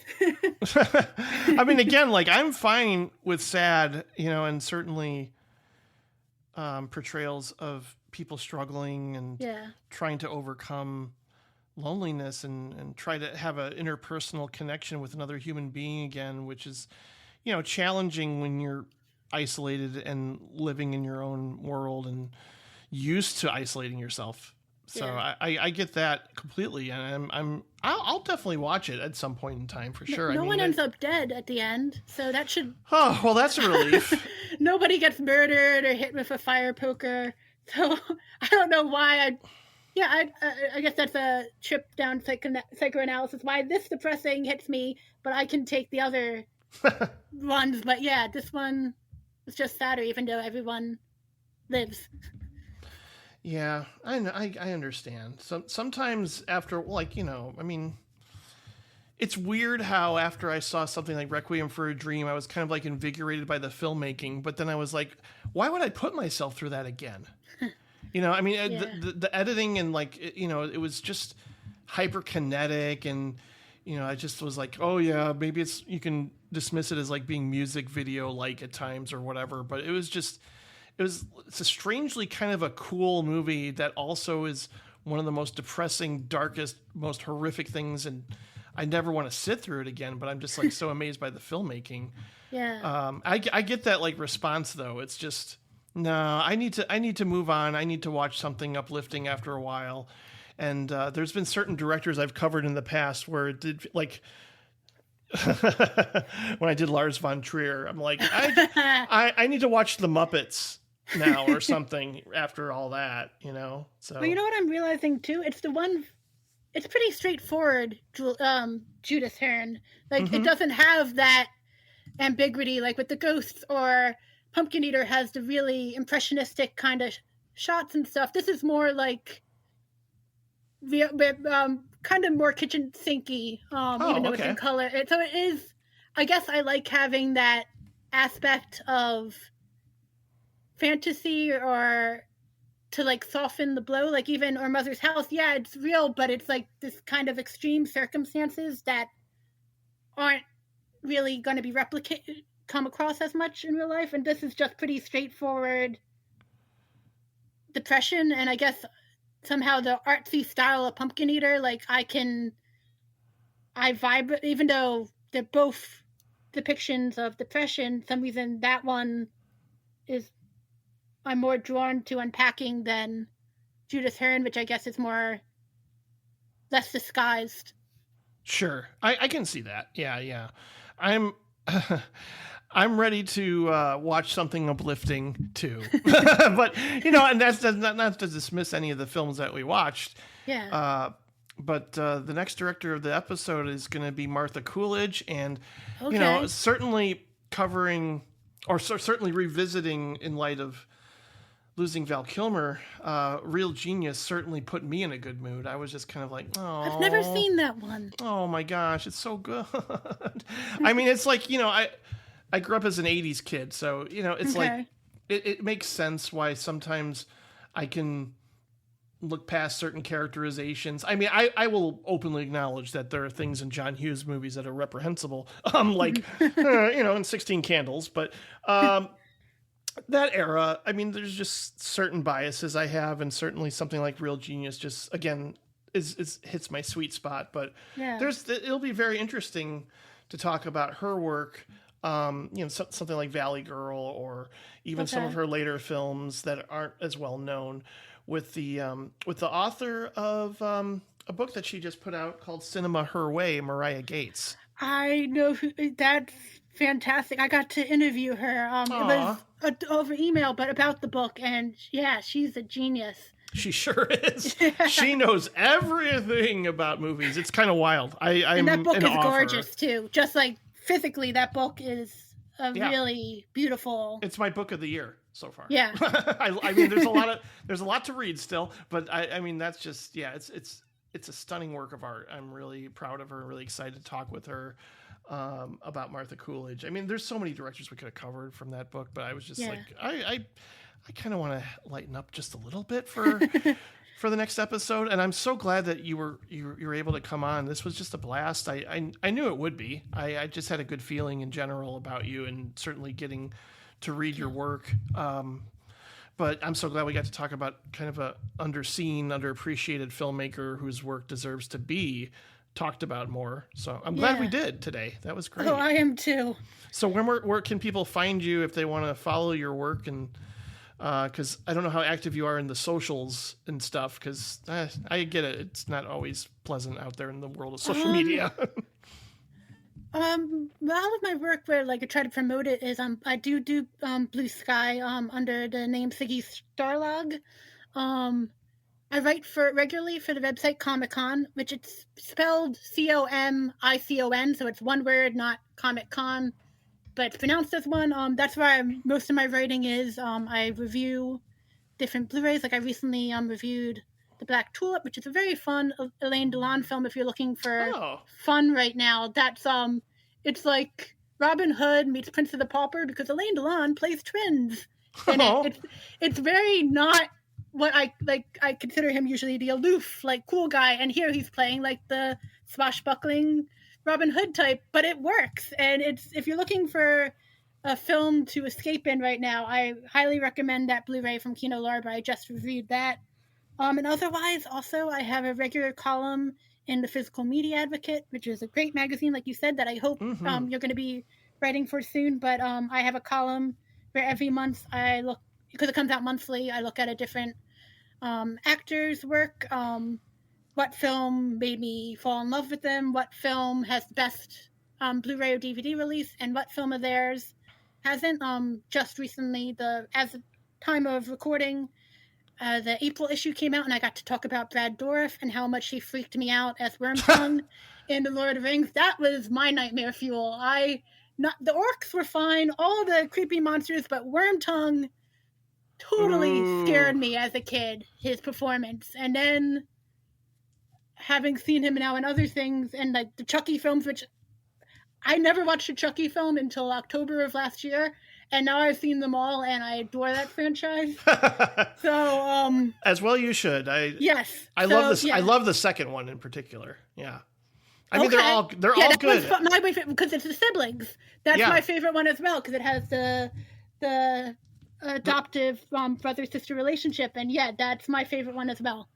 So but that's the Physical Media Advocate. It's available on Amazon. I know Ryan is getting it in some brick and mortar stores because he's awesome like that. And I don't know how he does all the things he does. I'm envious of a lot of people that we know well, where it's just like their output is just unreal, and all the number of things that he does is just kind of.